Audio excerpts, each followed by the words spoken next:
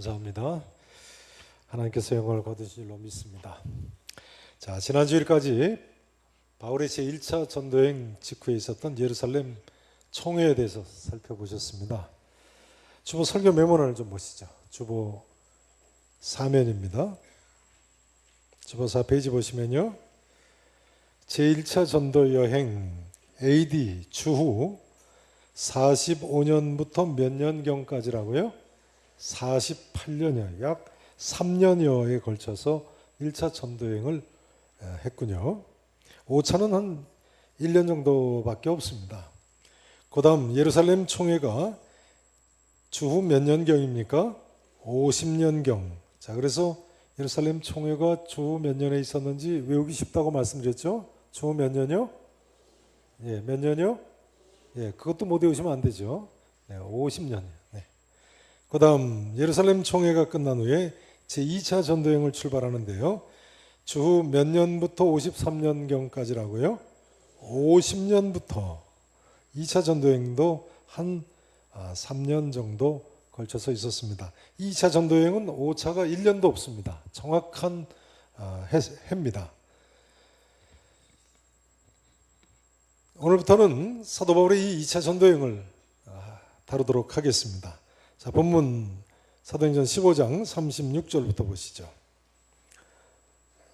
36절 첫 구절 보시면요, 첫 두 단어가 뭐라고 시작합니까? 며칠 후에. 여기 며칠 후가 어떤 사건 후에 며칠이 지났다는 얘기겠습니까? 예루살렘 총회가 개최된 지 며칠 지난 후에, 이런 뜻이죠. 그래서 2차 전도여행을 주후 같은 50년에 출발한 것으로 보고 있는 거죠.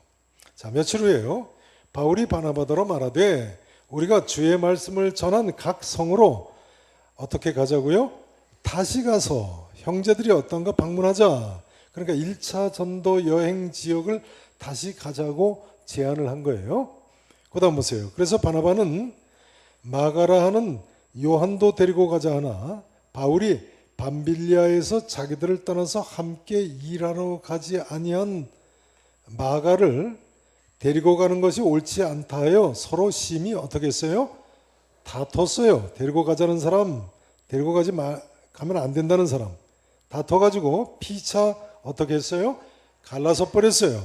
그래서 바나바는 마가를 데리고 배 타고 구브로로 가고 바울은 실라를 택한 후에 이제 북쪽으로 올라갔다는 그런 기록입니다. 자, 우선 이 마가가 누구인가를 좀 생각을 해보시겠습니다. 마가라는 요한이 누구길래 바나바가 이처럼 끝까지 데리고 가려고 했을까요? 골로새서 4장 10절에 보면요, 이 마가는 바나바의 생질이라고 나와 있습니다. 바나바의 누구라고요? 생질, 바나바의 조카입니다.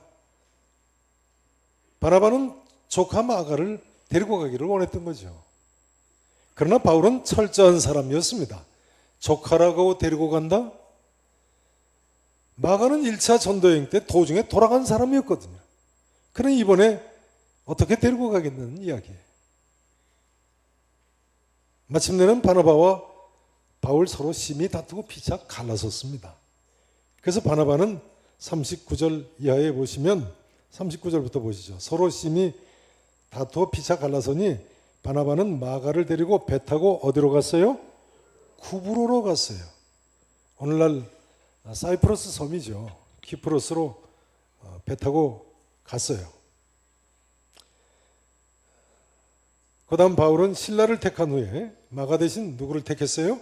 실라를 택했어요. 그래서 형제들에게 주의 은혜에 부탁함을 받고 떠나서 어디와 어디로 다녔어요? 수리아. 예, 바울과 바나바가 있는 안디옥 교회가 수리아의 안디옥 교회죠. 오늘날 시리아 서북쪽이죠. 시리아 북쪽으로 해서 길리기아 지방으로 다니며, 길리기아는 오늘날 터키 남서쪽입니다. 다니며 교회들을 견고하게 하니라, 이렇게 되어 있습니다. 자, 먼저 오늘은 이 바나바의 조카 요한 마가에 대해서 생각을 해보시겠습니다. 우선 요한 마가가 1차 전도 여행 중에 돌아간 기록을 보시겠습니다. 사도행전 13장 말씀을 보시죠. 사도행전 13장.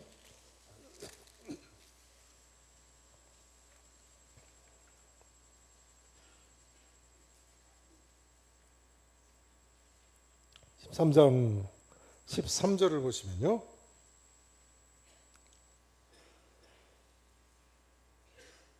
보세요. 바울과 및 동행하는 사람들이 어디에서 배 탔어요? 어디에서 배 탔어요? 예, 바보에서 배 탔어요. 이 바보 성은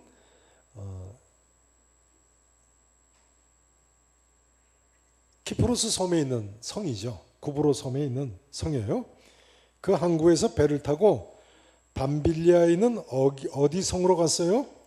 버가에 이르니. 밤빌리아는 로마의 한 주 이름입니다. 밤빌리아 주에 있는 버가 성에 이르니 요한은 그들에게서 떠나 어디로 돌아갔어요? 예루살렘으로. 이 요한이 바로 마가라 하는 요한이죠. 요한 마가입니다. 예루살렘으로 되돌아갔어요. 1차 전도여행 때 기록입니다. 그래서 그들은 버가에서 더 나아가서 사도 바울 일행은 어디에 이르렀다고요? 비시디아 지방의 안디옥 성으로 올라갔어요. 자, 되셨습니다. 요한 마가가 이때 왜 예루살렘 성으로 되돌아갔을까요? 왜 되돌아갔을까요? 우선 예루살렘 성에는 자기 집이 있는 데입니다. 성경에는 그 자기 집으로 되돌아간 이유가 정확하게 나와 있지 않습니다만, 바울이 2차 전도 여행을 시작하면서 끝까지 데리고 가지 않으려고 한 것을 보면 분명히 실망스러운 이유였겠습니다. 밤빌리아 주의 버가시는 대로마 제국 당시에 아주 발전된 도시였습니다. 그러나 이 버가시에서부터 비시디아의 안디옥까지는 조금 이따 사진에 보시겠습니다만 통과하기가 쉽지 않은 내륙길입니다. 그 내륙길을 가려면 바울이 기록하고 있는 대로 강의 위험과 강도의 위험이 있습니다. 광야의 위험을 무릅써야 하는 길이었습니다. 게다가 전도여행이라고 떠나보니 동족 유대인들의 위험도 있죠. 이방인들의 위험도 있죠. 거짓 형제들의 위험도 있죠. 바다의 위험은 또 얼마나 많습니까? 그래서 요한 마가가 삼촌 바나바를 따라 나섰다가 도중에 포기하고 예루살렘 성으로 집으로 되돌아간 것으로 봅니다. 자, 사도행전 12장 12절 한번 보세요. 사도행전 12장 12절 보세요.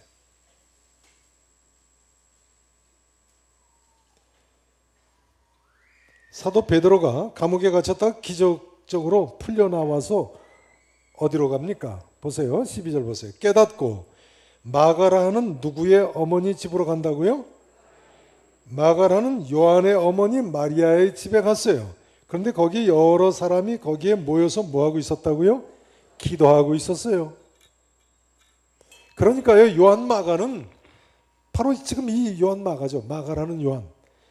자기 집에서 초대교회가 모일 수 있을 정도의 큰 집이 예루살렘 성에 있었던 거예요. 어머니는 믿음도 좋은 분이시고 부유한 가정의 자녀였어요. 그러니 고생을 모르고 자라서 그랬겠죠. 이처럼 1차 전도여행 때 집으로 되돌아가 버려서 많은 사람들한테 실망을 주는 젊은이가 되었습니다. 중요한 것은 훗날의 이 요한 마가의 모습입니다. 자, 디모데후서 4장을 한번 보시죠. 디모데후서 신약성경 349페이지입니다. 349페이지.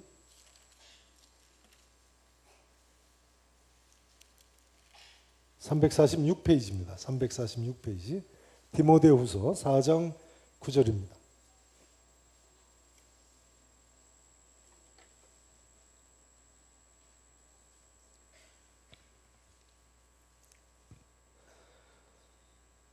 사도 바울이 수제자 디모데한테 쓰는 편지죠. 뭐라고 쓰고 있나 보세요. 너 디모데는요, 속히 내게로 오라. 데마는 이 세상을 사랑하여 나를 버리고 어디로 갔어요? 데살로니가로 갔고, 그리스게는 갈라디아로 갔고, 디도는 어디로 갔어요? 달마디아로 갔어요. 뿔뿔이 제자들이 다 흩어졌어요. 이제 사도 바울이 마지막 순교하기 직전의 모습이죠. 디모데 후서는 맨 마지막에 쓴 편지예요. 그런데 누구만 나와 함께 있다고요? 누가 있어요? 누가복음의 저자인 누가만 나와 함께 있느니라 하면서 뭐라고 합니까? 네가 올 때, 너 디모데가 올 때에 말이죠. 누구를 데리고 오라고요? 마가, 바로 요한 마가입니다. 요한 마가를 데리고 오라. 그가 나의 일에 어떻다고요? 유익하니라. 저를 보세요. 중요한 점은요, 이 요한 마가가 훗날에는 바나바에게만이 아니라 사도 바울에게도 나의 일에 유익한 사람이라고 인정받는 사람이 됐다는 거예요. 본래 사도 바울이 마가는 나의 일에 유익하지 못한 사람이라고 바나바하고 다투고 갈라서기까지 했는데, 내가 올 때 마가를 데리고 오라. 그가 나의 일에 어떻다고요?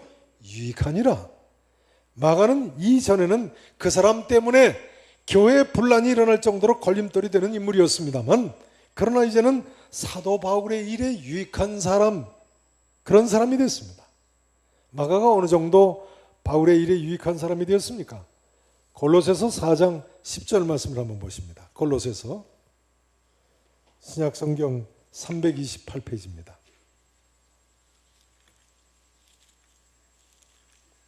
328페이지 골로새서 4장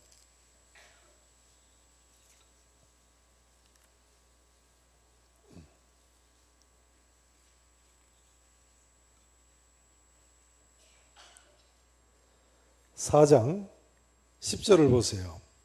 보시면요, 나와 함께, 나 바울이 쓴 편지죠. 나 바울과 함께 뭐 한 사람이라고요? 갇힌, 감옥에 갇힌, 바울이 지금 감옥에 있어요. 골로새서는 옥중서신이죠. 로마의 감옥에 갇힌 아리스다고와 바나바의 생질, 또 누가 갇혔어요? 마가. 그러니까 마가도 바울과 함께 로마의 감옥에 갇혔군요. 되셨습니다. 뿐만 아니라 방금 전에 디모데후서 4장에서 보신 대로요, 마가는 사도 바울의 말년까지 바울을 지킨 세 사람 중에 한 사람이었습니다. 그 세 사람이 누구누구였어요? 하나는 누가복음의 저자인 누가고, 두 번째는 디모데고요, 세 번째는 디모데가 데리고 온 마가지요. 디모데후서는 바울이 순교 직전에 쓴 편지니까 마가는 사도 바울의 3대 계승자 중에 한 사람이 된 거예요. 3대 수제자 중에 한 사람입니다. 이 마가가 훗날에는 신약성경 마가복음을 쓰게 되죠. 신약성경 어디를 쓰게 됐다고요? 마가복음을요. 성도 여러분, 이 자리에 계신 모든 분들께서요, 마가처럼 마침내는 하나님께 귀하게 쓰임받는 하나님의 종들이 되시기를 축원합니다. 과거에 어땠든 간에 이제부터는 마가처럼 하나님께 유익한 하나님의 사람이 되시기를 다시 한번 축원하겠습니다. 이제 본문 사도행전 16장 1절 이하에 보면요, 디모데가 성경에 처음으로 등장을 합니다. 16장 1절부터 보시겠습니다. 사도행전 16장 본문 1절을 보세요. 바울이 어디 성과 어디 성에 이르렀어요? 더베 성과 루스드라 성에도 이르매 2차 전도여행을 출발한 거죠. 거기 디모데라 하는 제자가 있으니, 예수 믿는 젊은이가 있었어요. 그 어머니는 믿는 유대 여자요, 아버지는 누구라고요? 헬라인이라, 유대인이 아닌 이방인이었어요. 그런데 디모데는 루스드라 성과 이고니온 성에 있는 형제들에게 어떤 자였다고요? 칭찬받는 젊은이였어요. 자, 3절을 함께 읽으십니다. 시작. 바울이 그를 데리고 떠나고자 할새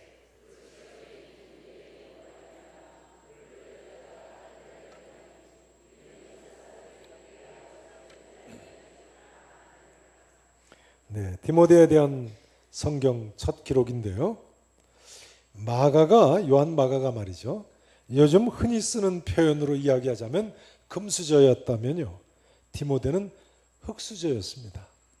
분명합니다. 디모데는요, 유대인들 관점에서는 아버지는 이방인이죠. 게다가 난 지 8일 만에 받아야 하는 할례도 받지 않은 사람입니다. 그런 이런 유대인들 가운데서 디모데는 배경이 시원치 않은 흙수저로 불릴 만한 그런 젊은이였습니다.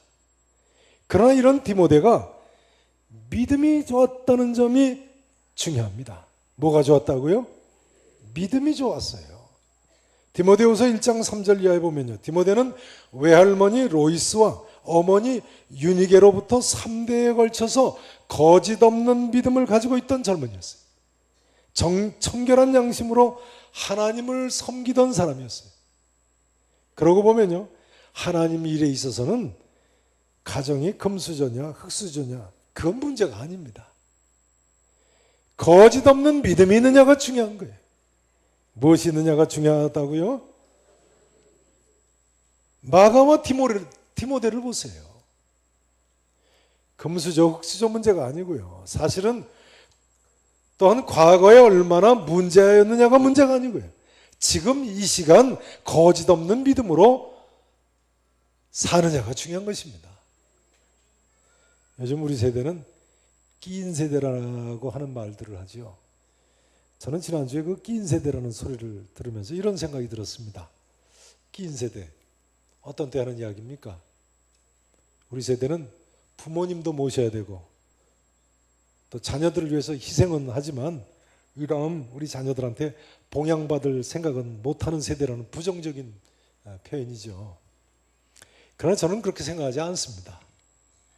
우리 부모님 세대 어른들은요, 전쟁을 통과하신 분들입니다. 우리 중에 전쟁 통과한 젊은이들이 있어요? 연세 높으신 부모님 세대분들은요, 심지어 제2차 세계대전과 6.25 전쟁을 동시에 통과한 분들이신데 고생이 얼마나 많으셨겠어요. 그러니 요즘 우리 세대는 끼인 세대라고 불평할 것이 아니라 감사하며 살아야 됩니다. 우리 자녀 세대는요, 어떻게 될지 모르는 거예요. 요즘 핵 문제 터지는 거 보세요. 우리 자녀 세대는 모르는 거예요. 기도해야죠. 자녀분들한테 기도하라고 하세요. 현재 65세 이하이신 분들은요, 전쟁을 겪지 않은 것, 전 세대처럼 끼니 걱정하며 굶어가며 살지 않은 것, 날마다 감사하며 사셔야 돼요. 우리 교회 66세이신 장로님 한 분은요, 6.25 사변 때 저 강화 교동도로 월남을 하셨는데, 한강 하류 배 타고 건너야지 강화 교동도 되지 않습니까? 배 타고 건너는데 나룻배 타는 사람들이 아기가 울면 들켜서 다 죽게 된다고 안 태워주려고 해가지고 장로님 어머니가 만일 우리 애가 울면 강물에 던져 넣겠다고 약속하고 배 타고 넘어오셨대요. 66세시니까 그 장로님이 1살 때쯤 된 거죠. 그러니까 다행히 장로님이 울지 않아서 목숨을 거치. 그때 울지 않아서 오늘이 있으신 거예요. 여러분, 우리는 그런 처절한 고생은 안 하지 않았습니까? 지난주에 3단계 성경연구반 만찬을 하면서 제가 이 이야기를 꺼냈더니요, 그 반에 세터민 성도님이 계세요. 그래서 그 이야기를 꺼냈더니 그 세터민 성도님이 뭐라고 그러시냐면요, 7살 된 딸을 데리고 마침 오셨는데 그 아기를 가르치면서 뭐라고 하신지 아세요?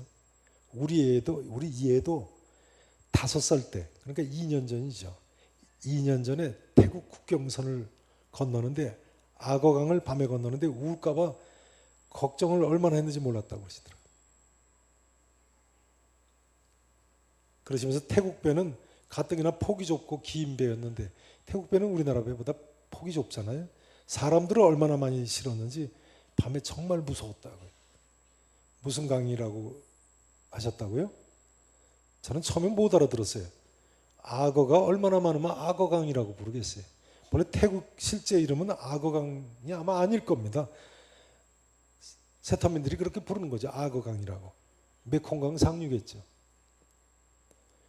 실제로 그 배가 폭이 좁고 긴 배라서 악어가 쫓아와서 뒤집혀 죽는 사람도 있었다고 그러더라고요. 그러니 북한 사람들이 얼마나 불쌍합니까? 이 시대를 사는 남한 사람들 그 정도 고난이 없지 않습니까? 우리 다음 세대에 그런 고난이 다 심하지 않도록 특별 기도하셔야 됩니다. 참 생각해 보면 기가 막힌 이야기예요. 오늘 2부 예배 마치고 신입가족 환영을 하다 보니까요, 오늘 처음 등록한 세터민 남자분이 한 분 또 계세요. 그분도 태국으로 건너오셨다고 그러더라고요. 악어강 건너서 오신 거죠. 근데 그분은요, 하나원에서 나오신 지 이제 나흘 되셨대요. 나흘 되셨는데 중국에 보름밖에 안 계셨대요. 그러니까 북한에서 떠난 지 불과 몇 달 되신 거죠. 근데 북한에 아내하고 아들들을 두고 나왔는데 남한에 와 보니까 28살 된 아들이 먼저 남한에 내려와 있더라는 거예요. 그래서 오늘 오후 1시에 그 아들을 만나기로 약속했다. 하나원에서 나온 지 나흘밖에 안 됐으니까 아들을 아직 못 만나신 거예요. 기가 막힌 이야기죠.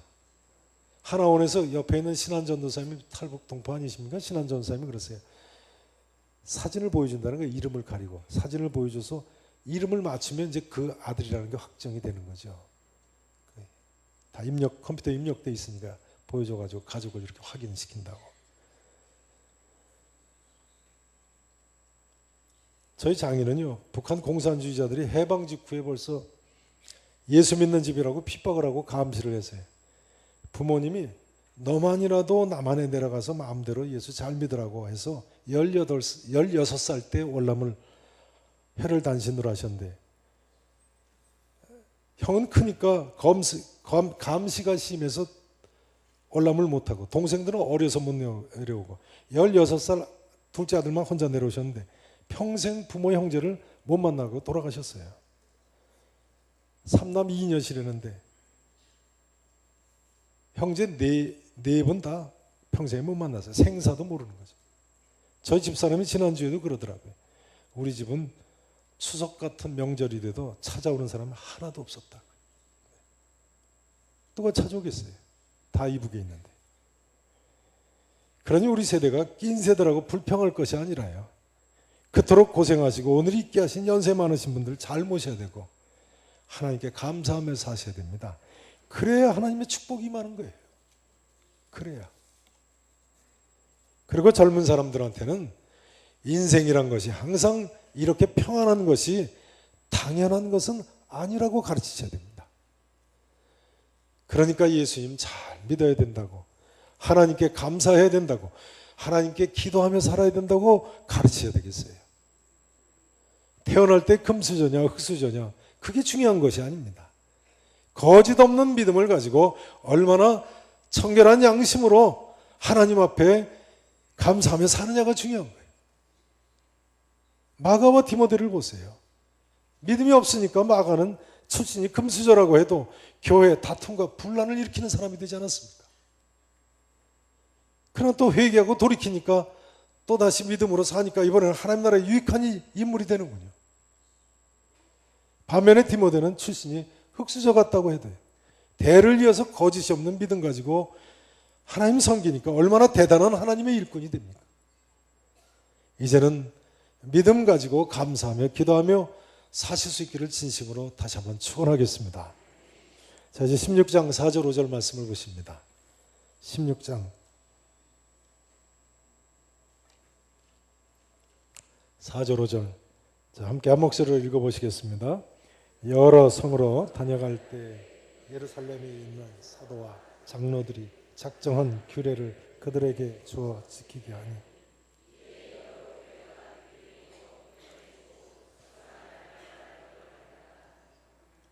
다시 한번 보세요. 여러 성으로 다녀갈 때 2차 전도행을 지금 하는 거죠.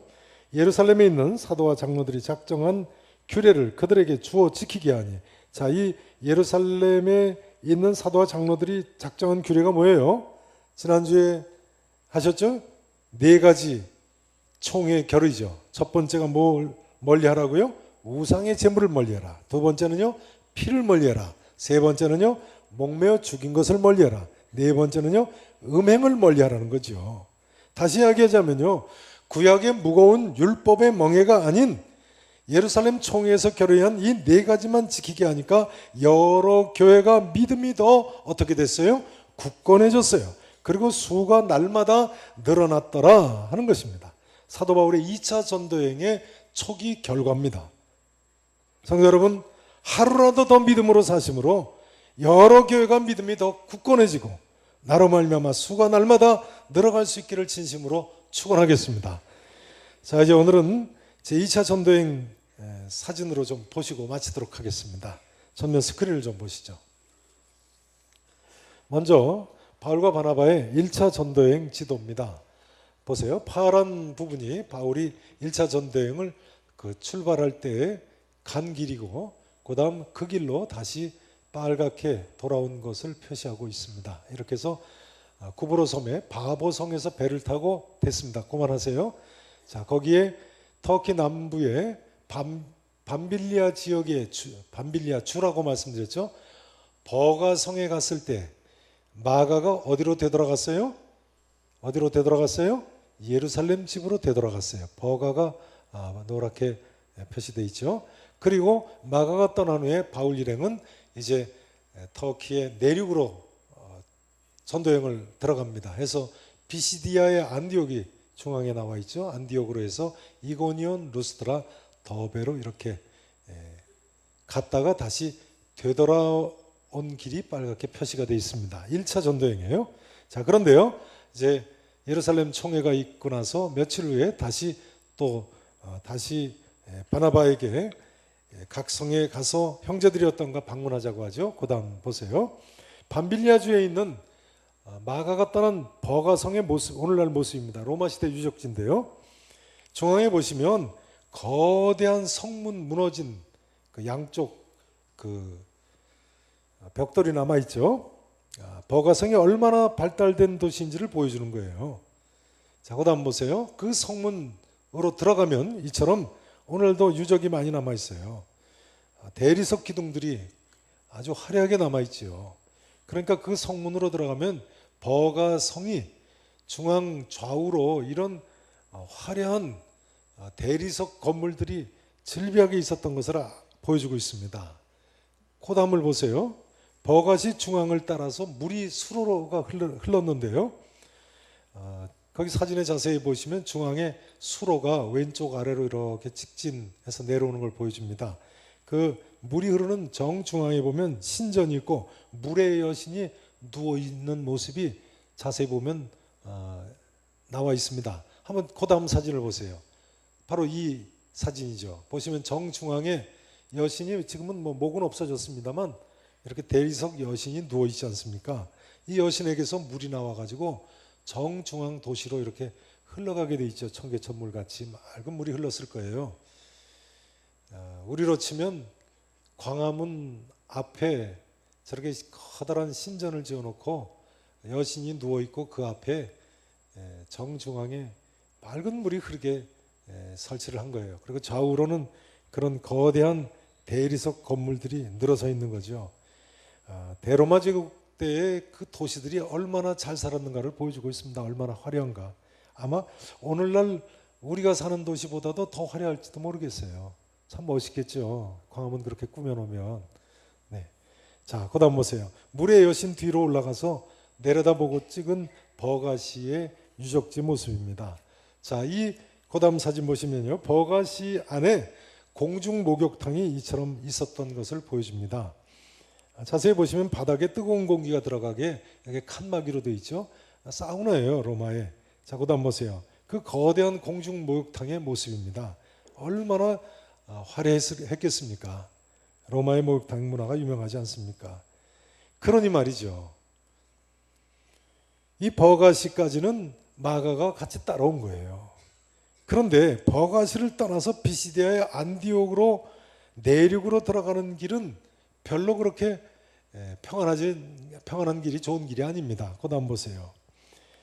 버가시에서 비시디아의 안디옥으로 가는 길에 있는 호수입니다. 아름답습니다만 자세히 보시면 별로 그렇게 길이 나게 되어 있지는 않습니다.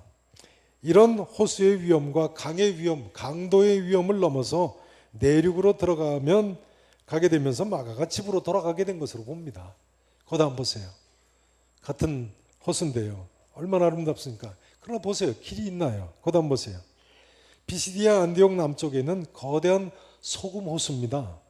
그런데요, 자세히 보시면 길이 없어요. 이쪽 편에도 높은 산이 그냥 호수로 떨어져 있고 맞은편에는 잘 안 보인다만 자세히 보시면 멀리 설상이 있는 아주 높은 산입니다. 이런 지역으로 돌고 돌아서 비시디아 안디옥으로 올라가게 돼 있어요. 그다음 보세요.